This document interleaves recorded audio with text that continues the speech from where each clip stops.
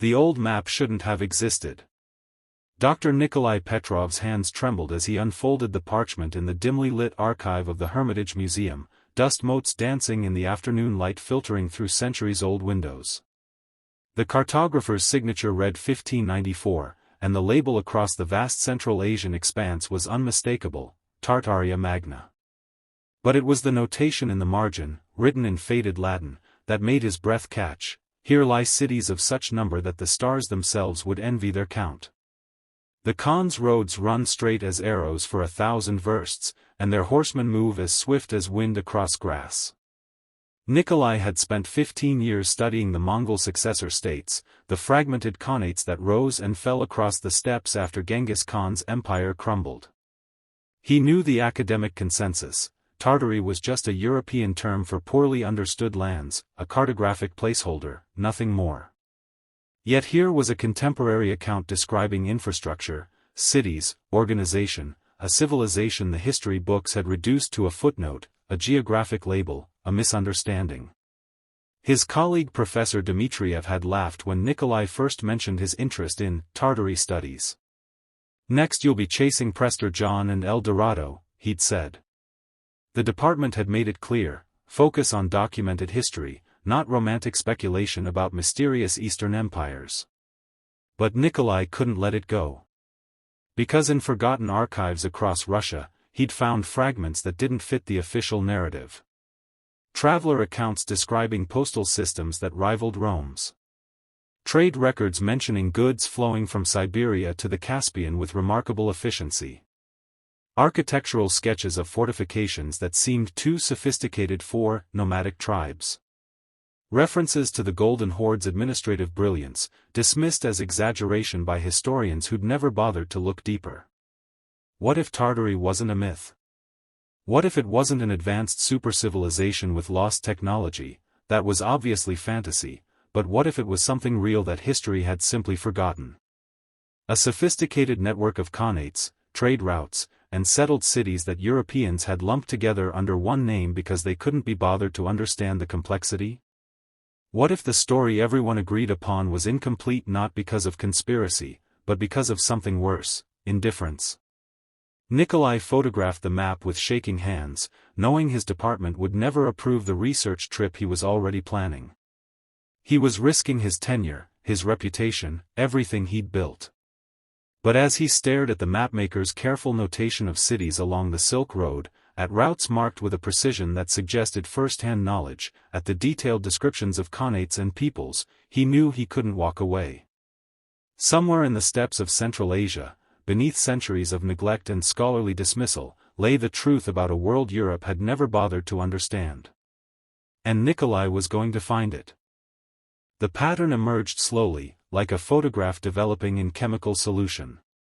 Nikolai had spent 3 weeks in the archives, working through boxes of documents that hadn't been properly catalogued since the 1890s. Most were exactly what he expected: trade manifests, tax records, the bureaucratic detritus of empire. But scattered among them were older materials, maps and travel accounts from the 16th and 17th centuries, and these told a different story. A Venetian merchant's journal from 1580 described the Northern Silk Road through Tartary with remarkable precision: way stations positioned exactly 1 day's travel apart, officials who maintained road conditions, and a postal system that could carry messages from Samarkand to the Caspian in less than 2 weeks.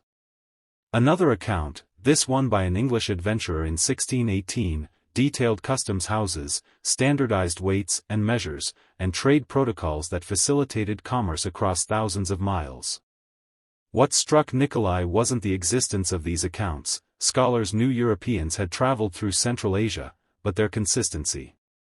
Map after map labeled the region Tartaria or Tartary, but they didn't treat it as unknown territory. They marked cities, routes, political divisions. They described infrastructure. The Golden Horde system appeared repeatedly, a network of postal stations that enabled communication and control across the vast steppe. Even after the Horde's fragmentation in the 15th century, the successor khanates apparently maintained elements of this system. The details were too specific, too practical, to be fantasy or misunderstanding. "You're wasting your time," Professor Dmitriev said when Nikolai showed him a 1590 Dutch map marking trade routes with annotated distances and journey times. Tartary was a European confusion, a catch-all term for lands they didn't understand. There was no unified entity, no sophisticated administration. Just nomadic tribes and scattered settlements. But these accounts describe exaggeration, misunderstanding. You know how travel writing worked in that era, half observation, half imagination. Dmitriev's tone was kind but dismissive. Focus on documented history, Nikolai. The Mongol successor states, the Russian expansion, the conflicts we can verify. Don't chase shadows. But Nikolai couldn't let it go.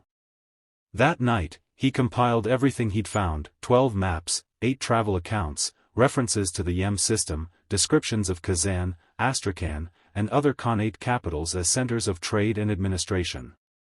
The picture that emerged was of a real network, perhaps not a unified empire, but a connected system of states and routes that Europeans had lumped together under one name because it was easier than understanding the complexity. He made his decision at dawn, watching light creep across the Neva River. His research grant wouldn't cover unauthorized field work. His department chair would be furious. But if he was right, if there was real, substantive history being dismissed as European confusion, then someone needed to follow those old trade routes and see what remained. Nikolai booked a train ticket to Kazan, packed his camera and notebooks, and left a carefully worded message for Dmitriev explaining he'd be gone for 6 weeks on personal research. He knew it might cost him his position. But as the train pulled out of St. Petersburg station, carrying him eastward toward the Volga and the lands old maps had called Tartary, Nikolai felt something he hadn't experienced in years of academic bureaucracy, the pure, terrifying excitement of genuine discovery. Somewhere out there, beneath layers of historical dismissal and scholarly indifference, was a story worth telling. He just had to find it. Kazan's old quarter smelled of rain and history. Nikolai stood outside the Marjani Mosque, comparing the building before him to a sketch in a 1672 travel account. The proportions matched exactly. The account had described Kazan as a Tartarian city of great learning and commerce. Russian textbooks called it a primitive settlement civilized by Ivan the Terrible's conquest. Lost, Professor? The woman's Russian was flawless but carried an edge sharp enough to cut. She was perhaps 40, with dark eyes that assessed him the way a scholar evaluates a dubious source. She wore practical field clothes and carried a worn leather satchel stuffed with papers. Dr. Nikolai Petrov. I'm researching. I know who you are. Word travels when a St. Petersburg academic starts asking questions about Tartary in local archives. She didn't offer her hand. Alina Bulatova. I teach history at Kazan Federal University. The history your colleagues in the capital usually ignore. Nikolai recognized the name from several journal articles he'd found, meticulously researched papers on Tatar Khanate administration, published in regional journals that St. Petersburg academics never cited. Dr. Bulatova, I hoped we might speak. Your work on the Kazan Khanate's legal system. Let me guess. You've discovered that Tartary might have been real, and now you want to write the definitive paper that finally reveals the truth. Her smile didn't reach her eyes. How generous of Russian academia to notice we existed, only 500 years after destroying our libraries. The words stung because they were partially true. I'm not trying to exploit. Then what are you trying to do? She crossed her arms. Because I've watched Russian scholars come here before. They take our oral histories, our family records, our community knowledge, and publish it under their own names in journals we can't access. They become experts on our past while we remain footnotes. Nikolai pulled out his folder of maps and documents, hands shaking slightly. I'm trying to correct the record. To prove that what Russian imperial history dismissed as nomadic chaos was actually sophisticated political entities with real administrative systems. But I can't do that alone, and I shouldn't. I need. He paused, choosing words carefully. I need to listen to people who've been preserving this history all along. Alina's expression shifted slightly. She took the maps, studying them with practiced attention. When she looked up, something had changed. My family descends from Kazan Khanate nobility. We've kept records, not in archives, but in memory. My grandmother taught me place names that don't appear on modern maps, trade routes the Soviet era tried to pave over, stories about the YAM stations and the legal codes. She handed back the maps. Russian textbooks say Ivan the Terrible liberated Kazan from barbarism. They don't mention he destroyed one of the region's most literate societies, burned libraries, and spent the next century erasing evidence that we had our own functioning civilization. That's what I'm trying to prove, Nikolai said quietly. Alina studied him for a long moment. Why? What do you gain from challenging your own empire's narrative? The truth. And maybe. He hesitated. Maybe correcting what my academic tradition has spent centuries getting wrong. She was quiet, weighing something. Finally, there's a village 3 hours east where the old postal station ruins still stand. The local community has maintained oral traditions about how the YAM system worked, details no archive records. If you want to understand what Tartary actually was, that's where we start. She met his eyes directly. But you don't publish without consulting the communities whose history this is. You don't become the heroic discoverer. You amplify voices that have been silenced. Agreed? Nikolai nodded, feeling the terms shift. He wasn't leading an expedition. He was being permitted to witness. Agreed. Alina's expression softened slightly. Then we leave tomorrow at dawn. Bring good walking shoes, Professor. The Khan's roads are older than your university, and considerably less forgiving. The old road revealed itself in subtle ways, a straightness in the landscape that nature wouldn't have chosen, depressions in the earth spaced at regular intervals, fragments of worked stone emerging from centuries of accumulated soil. Alina drove her battered UAZ along a track that paralleled the ancient route, stopping every few kilometers to walk the terrain. Nikolai followed with his camera and notebooks, documenting everything with the methodical precision of someone who knew his colleagues would demand proof. Here, Alina said, kneeling beside what looked like a random pile of stones. But when Nikolai looked closer, he saw the deliberate arrangement, foundation markers for a structure roughly 40 feet square. YAM Station. There's one every 30 to 40 kilometers along this route, positioned for a day's travel by horse. Nikolai photographed the site from multiple angles, then consulted his 17th century maps. The distances matched exactly. The Venetian merchant's account had described these stations as having fresh horses, food stores, and officials who coordinated message relay. Not primitive way stations, a genuine postal infrastructure that rivaled anything in medieval Europe. My grandmother's grandmother told stories about these places, Alina continued, running her hand over the weathered stone. They weren't just for official messages. Merchants could rest here, disputes could be arbitrated, news could spread.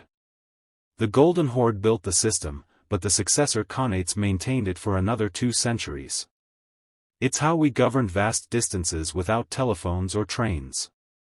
They found more evidence as they traveled eastward. The remains of a caravanserai near an old river crossing, its courtyard large enough for 50 horses. Stone markers with Turkic inscriptions denoting distances to the next settlement. Foundations of what Alina identified as customs houses, where trade goods were inspected and taxed according to standardized codes. This is what the Europeans called Tartary, Nikolai said, understanding crystallizing as he studied a marker stone. Not one empire, but a network of khanates, Kazan, Astrakhan, Sibir, Crimean, that inherited and adapted the Golden Horde's administrative systems. They maintained these routes, these stations, these trade protocols. And your Russian historians called us barbarians. Alina's voice was hard. Nomads incapable of civilization. That's what I was taught in school, that Russian expansion brought law and order to chaos. No mention that they destroyed existing legal systems, paved over postal routes, and burned the records that proved we'd been administering these territories competently for centuries. Nikolai felt shame settle in his chest. Everything he'd learned about this region had emphasized Russian, civilizing influence. The textbooks never mentioned what had been destroyed to make room for that narrative. That evening, they reached a village where Alina's distant cousin lived, an elderly woman named Raisa who served them tea and spoke for 3 hours about the old trade customs. She described conflict resolution systems, commercial contracts enforced across khanate boundaries, and multilingual administrators who facilitated trade between Turkic, Persian, Russian, and Chinese merchants. The treaties exist, Raisa said, pointing to a locked chest in the corner. Family records. Merchants' agreements from the 1500s. Written in Chagatai Turkic, the administrative language. But who would I show them to? Russian archives aren't interested in evidence that contradicts their version of history. Nikolai asked permission to photograph the documents. The treaties were sophisticated, detailing arbitration procedures, specifying weights and measures, establishing liability for damaged goods.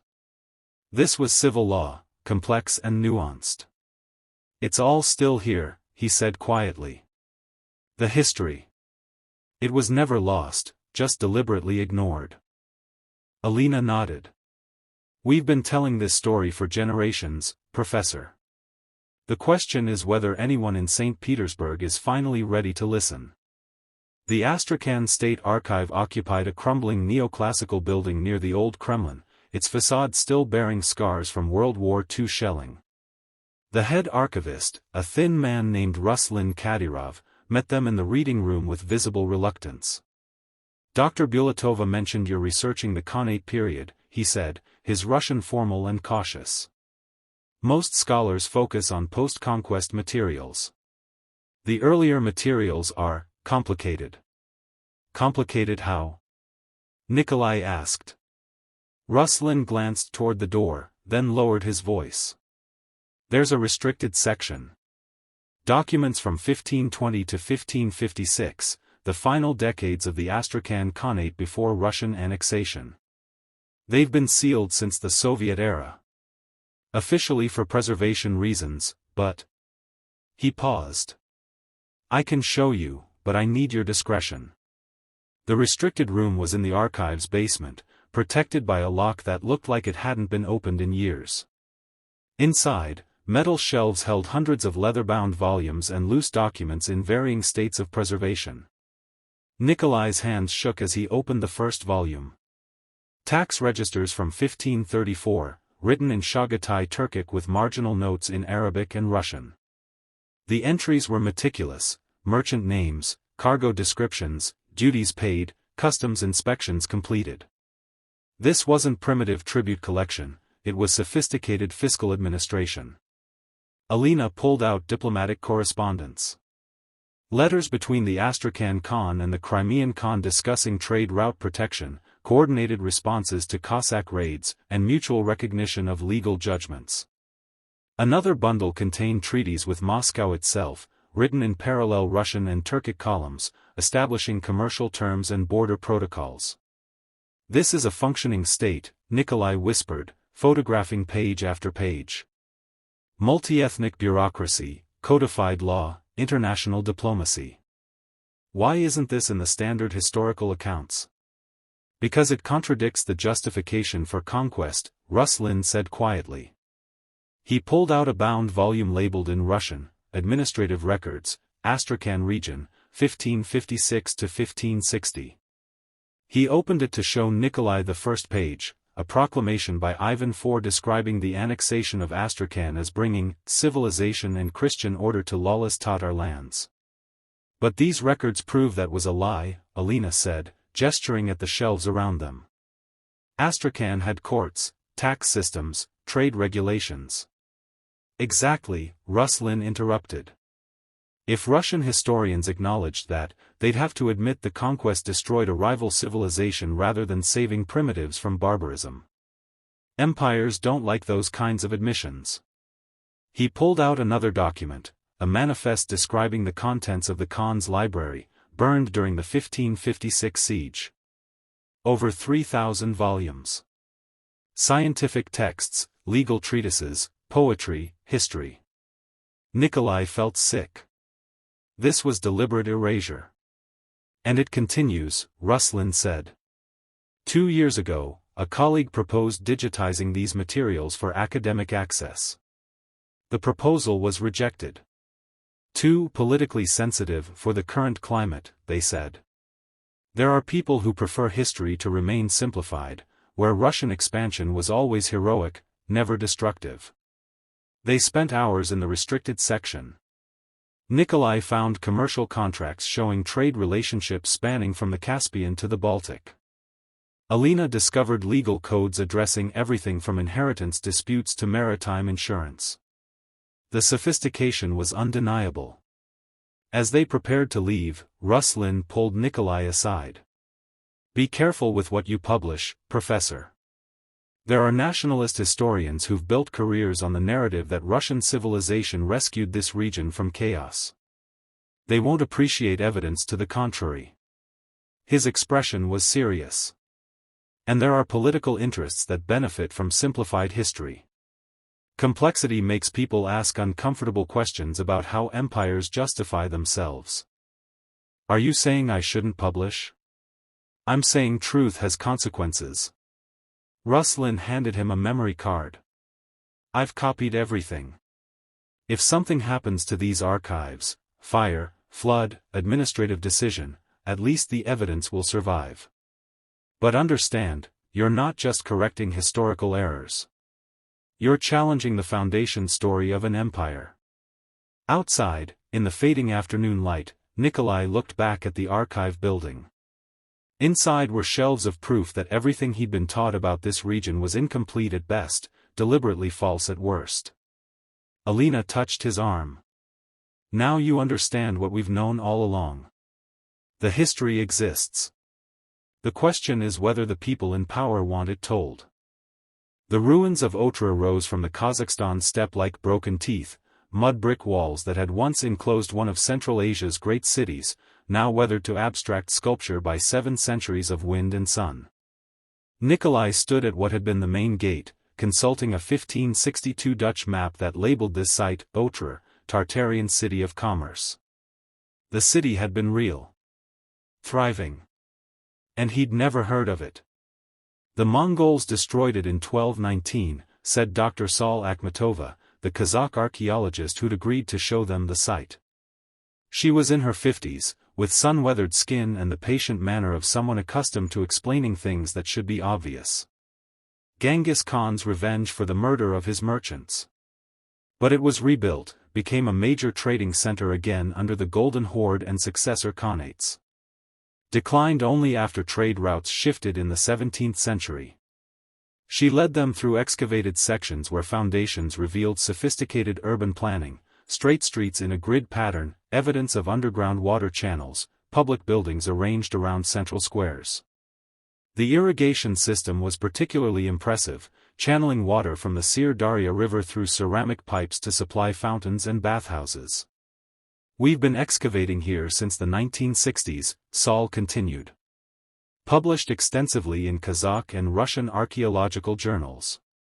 There's a whole body of scholarship on Silk Road urbanism in Central Asia, dozens of researchers, hundreds of papers. I've never seen any of it, Nikolai admitted, shame creeping into his voice. In St. Petersburg, we study the Silk Road through Chinese and Persian sources. I didn't even know to look for Kazakh research. Of course you didn't, Saul said without rancor. Western and Russian academia don't cite scholarship published in Almaty or Tashkent. We're not in the important journals, as you call them. So our work remains invisible, and people like you keep discovering things we documented decades ago. They drove next to Sorin, where massive defensive walls still stood in places, towering 30 feet high. The fortifications demonstrated advanced military engineering, multiple concentric walls, strategic gate placement, watchtowers positioned for optimal visibility. This was labeled Tartarian fortress on European maps, Alina said, photographing the structures. But it was actually a major city of the White Horde, with a population of perhaps 20,000 at its peak. At Signac, their third site, they met the local excavation team, 5 Kazakh graduate students working under minimal funding, carefully mapping foundations and cataloging pottery shards.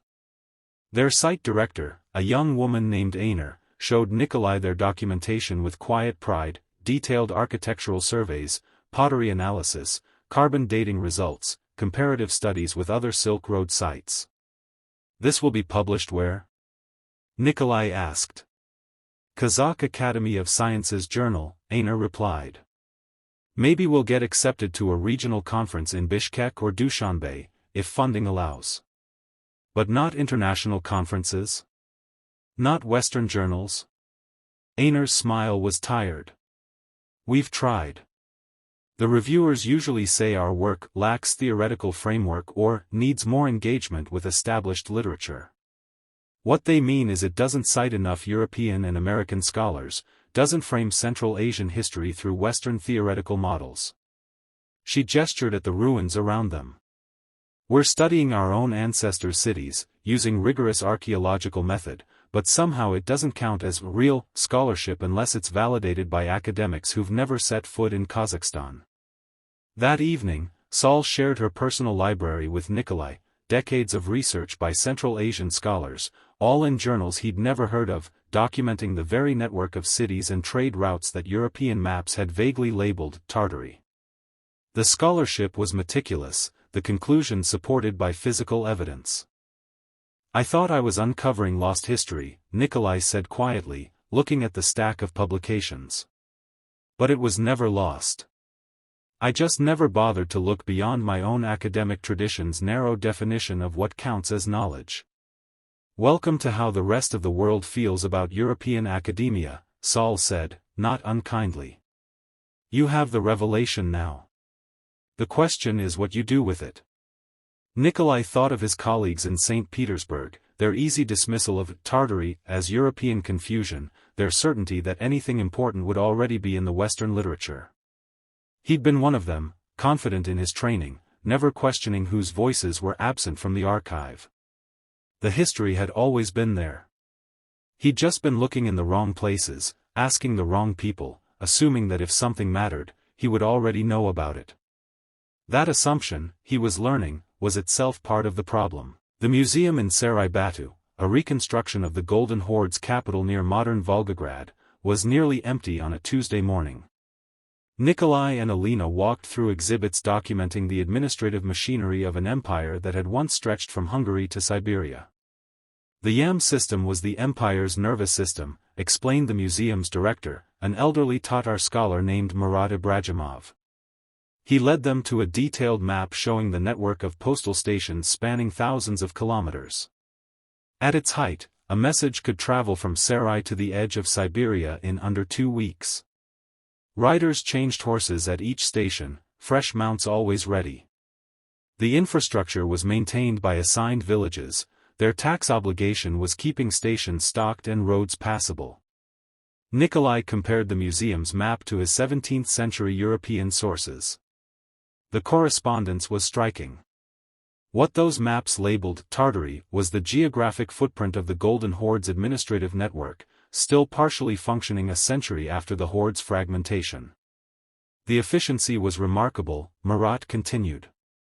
But more than that, the system required cooperation across enormous ethnic and religious diversity.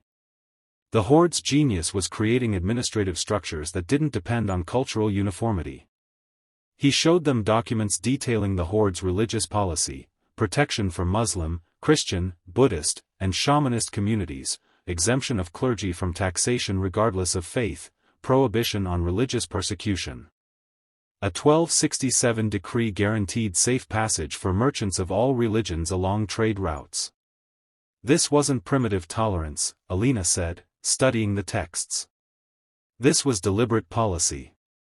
They understood that economic prosperity required stability, and stability required accommodation of diversity. Exactly, Murat agreed.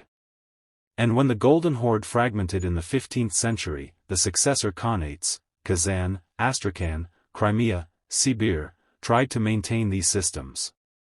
They preserved the YEM network, continued the religious tolerance policies, maintained the legal frameworks for multi-ethnic administration. That's what Europeans encountered when they labeled maps Tartaria. Not chaos, but a network of states trying to sustain the administrative achievements of their Mongol predecessor. They spent hours reviewing evidence of economic integration, standardized weights and measures across vast distances, commercial courts that adjudicated disputes between merchants from different khanates, taxation systems sophisticated enough to track goods moving along multiple trade routes. Russian textbooks present the conquest of Kazan and Astrakhan as Ivan the Terrible bringing order to barbarism, Alina said, her voice tight with controlled anger. But what he actually did was destroy this. A functioning multi-ethnic, multi-religious administrative system that had created stability and prosperity for ordinary people, not just elites. And then Russian historians spent the next 4 centuries erasing evidence that it ever existed. Nikolai thought of the burned library in Astrakhan, the sealed archives, the Kazakh scholarship ignored by mainstream academia. Why? He asked. Why work so hard to hide this? Because it undermines the justification for empire, Murat said quietly. If you acknowledge that sophisticated civilizations already existed, that they governed effectively, that they created stability and prosperity, then conquest becomes theft rather than rescue. Russian expansion becomes the destruction of functional societies, not the civilizing of primitive ones. He looked at Nikolai directly. Empires need simple stories to justify themselves.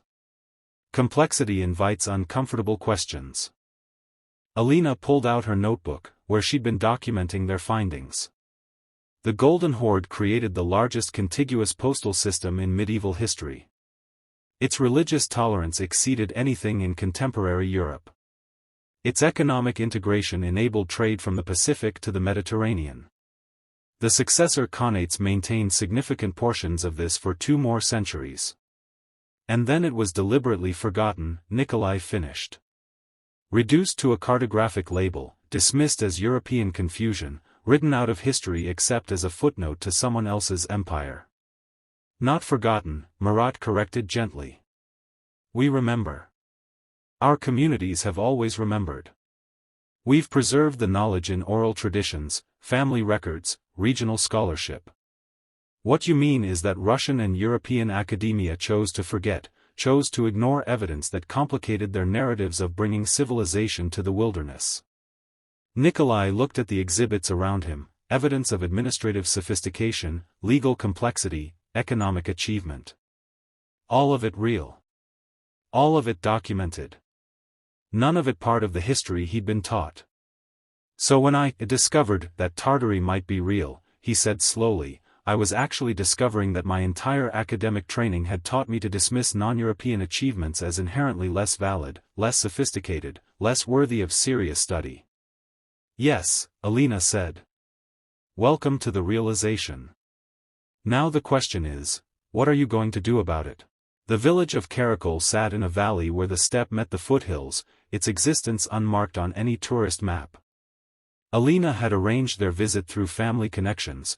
Her mother's cousin knew someone whose grandmother was a Zairau, a traditional keeper of oral history. Bibigul Abduleva was 93 years old, her face creased like the landscape itself. She served them kumis in wooden bowls and studied Nikolai with eyes that missed nothing. Another Russian come to learn what we've always known, she said in Kazakh, which Alina translated. Tell me, Professor, do you believe stories, or only paper? Nikolai hesitated, caught off guard. I believe evidence. Ah. Evidence. Bibigul's smile revealed gaps in her teeth. My grandmother taught me the merchant codes, how disputes were settled, how contracts were witnessed, how debts traveled between cities. Her grandmother taught her. Back 15 generations, to before the Russian conquest. But you would not call this evidence, would you? Because we did not write it in your alphabet, publish it in your journals. She began to recite, her voice taking on a rhythmic quality that suggested memorization across lifetimes. She described the customary law that governed trade relationships, inheritance, marriage, and conflict resolution. The detail was extraordinary: specific protocols for arbitrating merchant disputes, formulas for calculating compensation for damaged goods, procedures for enforcing contracts across khanate boundaries. "This is Jedi Jarji," Alina whispered to Nikolai. 7 codes of law, standardized across Kazakh territories in the 15th century. Historians know they existed, but most of the written versions were destroyed. What survives is in oral tradition, preserved by Zyrau like Bibigul. Other elders joined them as afternoon faded to evening. They spoke of the caravan trade networks with established routes, seasonal schedules, and mutual protection agreements. They described konak asy, the obligation to provide hospitality to travelers, which made long-distance trade possible across territories without centralized authority. They recounted the bailar, wise judges who traveled circuits, adjudicating disputes according to customary law. Nikolai recorded everything, his hands shaking slightly. This wasn't vague folklore, these were specific institutional details, practical knowledge of how societies functioned before Russian conquest disrupted them. "My grandfather's grandfather was a bey," said an elderly man named Azamuth. "He told stories of the last gathering before the Russians banned our courts. Hundreds of cases heard, all according to Tr. The Russians said we had no law, no justice, only their courts mattered now. But we had governed ourselves for centuries. Our laws worked. They just weren't written in Russian, so they didn't count." As darkness fell, Bibigul began a longer recitation, a genealogy stretching back centuries, naming ancestors and their roles in the old trade networks. Merchants, artisans, bailar, Zyrau. Real people, real lives, real achievements. "This is what Tartaria was," Nikolai said quietly to Alina. "Not a lost supercivilization. Just these people's ancestors, living their lives, maintaining their societies, conducting their trade. And then empire came and decided none of it was worth remembering." "Worse," Alina corrected. "Empire decided it was worth actively forgetting. Because acknowledging it would mean admitting conquest destroyed something functional and replaced it with something that served Russian interests rather than local needs." Bibigul, who understood more Russian than she'd initially let on, spoke directly to Nikolai. "You think you're discovering lost history, Professor. But history was never lost. We've been here the whole time, remembering. The question is whether you'll listen, or whether you'll do what Russian scholars have always done, take our knowledge, publish it under your name, and leave us invisible." Nikolai felt the weight of her words. These weren't informants providing data for his research. These were living repositories of historical knowledge that his entire academic tradition had dismissed as unreliable, unscholarly, insufficiently rigorous. "How do I do this right?" he asked. "How do I share what I'm learning without exploiting your knowledge?" "You make us the authors of our own history," Alina said. "You don't discover us. You amplify what we've been saying all along. You use your platform not to speak for us, but to make sure we're heard." Bibigul nodded. "Write your papers, Professor. But remember, we are not your evidence. We are the historians you finally learned to listen to."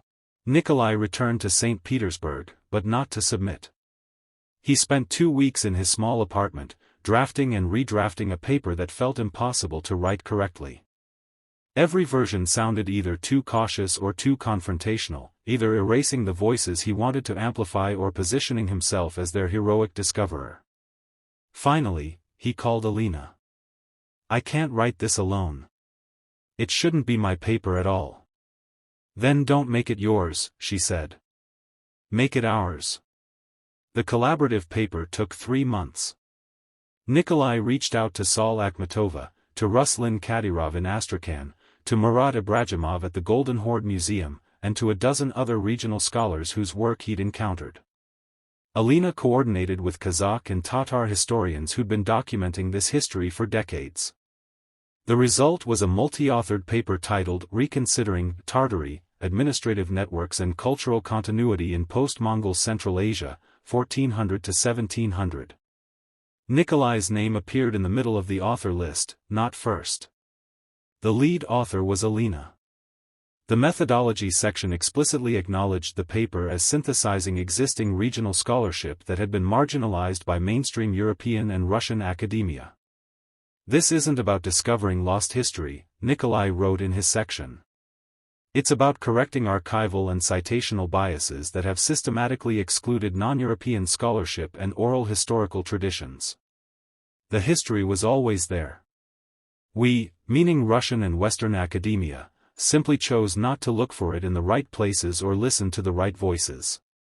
The paper argued that Tartary, as it appeared on European maps, represented a real geographic political network, the successor khanates of the Golden Horde, which maintained sophisticated administrative systems including postal networks, legal codes, and commercial protocols well into the 17th century. Rather than nomadic chaos, these were functioning multi-ethnic polities whose achievements had been deliberately minimized in Russian imperial historiography to justify conquest. The conclusion was carefully worded but clear. Understanding this history required centering the scholarship and perspectives of communities who had preserved this knowledge despite systematic marginalization. They submitted to Central Asian Survey, a journal with international readership but outside the most prestigious Russian publications. The peer reviews came back mixed. One reviewer praised the methodological transparency and the integration of previously marginalized sources.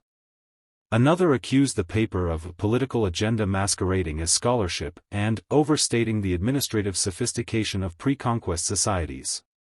A third reviewer, Nikolai, suspected a nationalist Russian historian, recommended rejection, calling the paper revisionist and insufficiently critical of oral historical sources. The editor accepted it with minor revisions. Publication brought immediate consequences. Professor Dmitriev called Nikolai into his office the day the paper appeared online. "This is professional suicide," he said, not without sympathy. "You've positioned yourself against the entire established narrative of Russian expansion in Central Asia. The department cannot support this work. I'm sorry, Nikolai, but we'll need your resignation." Nikolai had expected this. "I understand. Do you?" Dmitriev looked genuinely pained. "You had a future here. Now you have, what? A controversial paper and no institutional affiliation?" "I have the truth," Nikolai said quietly. "And I have colleagues, real colleagues, not just professional connections, who've been working on this history for decades without recognition. That seems more valuable than a career built on perpetuating incomplete narratives." But the response wasn't entirely negative. Scholars from universities in Kazakhstan, Uzbekistan, and Kyrgyzstan reached out with congratulations and offers of collaboration. A Turkish research institute invited the author team to present their findings. Several younger Russian historians privately expressed support, though they couldn't do so publicly without risking their own positions. Most significantly, the paper began to circulate beyond academic circles. Tatar and Kazakh community organizations shared it. Bloggers and educators used it to challenge simplified narratives in school curricula. People whose ancestors had lived through the history being discussed finally saw their knowledge treated as legitimate scholarship rather than folklore. 3 months after publication, Alina called with news. The Kazakh Academy of Sciences is establishing a new research center for Central Asian historical studies. They want to offer you a position, not as director, but as a collaborating researcher. Interested? Nikolai looked around his St. Petersburg apartment, at the career he'd built and just dismantled. Then he thought of Bibigul reciting legal codes, of sealed archives in Astrakhan, of all the voices that had been waiting for someone to listen. "Yes," he said. "Very interested." 6 months later, Nikolai stood in a classroom at the Kazakh Academy of Sciences in Almaty, facing 20 graduate students from 7 different countries. The seminar was titled Decolonizing Central Asian History, Methods and Sources. His St. Petersburg colleagues would have considered this a step down, regional academy instead of prestigious imperial university, students from Kazakhstan, Uzbekistan, Kyrgyzstan, and Tatarstan instead of Russia's elite. But as Nikolai looked at the engaged faces before him, he felt something he'd rarely experienced in St. Petersburg, the possibility of actually getting history right. Today we're examining how archival selection shapes historical narrative, he said, pulling up images of the documents from Astrakhan. These tax records and diplomatic correspondence prove the Astrakhan Khanate had sophisticated bureaucracy. They've existed in archives for centuries. So why weren't they part of standard historical accounts? A Kazakh student raised her hand. Because acknowledging them would complicate the justification for Russian conquest. Exactly. The documents existed. They were simply deemed less important than sources that supported the preferred narrative. Alina guest lectured twice weekly, presenting her ongoing project documenting Tatar historical sites before urban development destroyed them. She'd secured modest EU funding and was training local communities in basic archaeological documentation. We're not waiting for permission from Moscow to preserve our own heritage, she told the students. We're doing it ourselves. The research center had become a hub for scholars working on what they called recovery history, not discovering lost civilizations, but recovering knowledge that had been systematically marginalized. Sol Akhmatova was digitizing decades of Kazakh archaeological research. Ruslan Kadyrov was cataloging the Astrakhan archives. Others were collecting oral histories, translating regional scholarship into English, and building databases that made previously invisible research accessible. Nikolai's latest project involved no original research at all, just compiling and translating existing Central Asian scholarship that had been ignored by Western and Russian academia. The bibliography alone ran to 40 pages.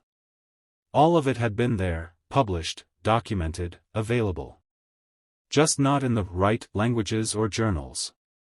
The mystery of Tartary is solved, he told his students during the final seminar session. Not because we discovered some lost supercivilization with advanced technology, that was always fantasy. But because we finally understood what the mystery actually was. How does a sophisticated network of societies get reduced to a vague geographic label? How does real administrative achievement become a nomadic chaos in historical memory? He gestured to the wall behind him, where a replica of the 1594 map hung, Tartaria Magna, sprawled across Central Asia in careful calligraphy. The answer is power. History is written by those who win political battles, and the successor khanates of the Golden Horde lost that battle to Russian expansion. So their achievements were minimized, their governance systems dismissed, their cultural sophistication erased. Not through conspiracy, but through the ordinary operation of empire, the assumption that conquest must be justified as civilization overcoming barbarism. A Tatar student spoke up. So what's our responsibility now? To listen to voices that were excluded, Nikolai said. To center perspectives that were marginalized. To recognize that academic objectivity isn't about removing politics from scholarship, it's about acknowledging the politics already embedded in our frameworks and actively working to correct for bias. After class, Nikolai found Alina reviewing architectural surveys for her preservation project. Dmitriev emailed, he said. Apparently there's controversy in St. Petersburg about whether our paper should be included in the standard historiography curriculum. Will they include it? Probably not. Too politically sensitive. He sat beside her. But it doesn't matter as much as I thought it would. The students who need this knowledge are finding it anyway. And the communities whose history was erased? They're reclaiming it themselves. Alina smiled. You've learned something in 6 months. That I was asking the wrong question. I wanted to know if Tartary was real. But that was never the right question. The right question was, whose knowledge counts as real? Whose voices get heard? Whose history deserves to be remembered? Outside the window, Almaty sprawled against mountain foothills, a city built on layers of history, some preserved, some forgotten, all of it more complex than any simplified narrative could capture. Nikolai looked back at the 1594 map on his wall. Not evidence of mystery, but a reminder that the cartographer had tried to document a real place, real people, real societies. The fact that later generations dismissed it as error or confusion said more about those generations than about the reality the map attempted to represent. Tartary was never lost, he said quietly. Alina nodded, finishing the thought, we just stopped listening to the people who remembered.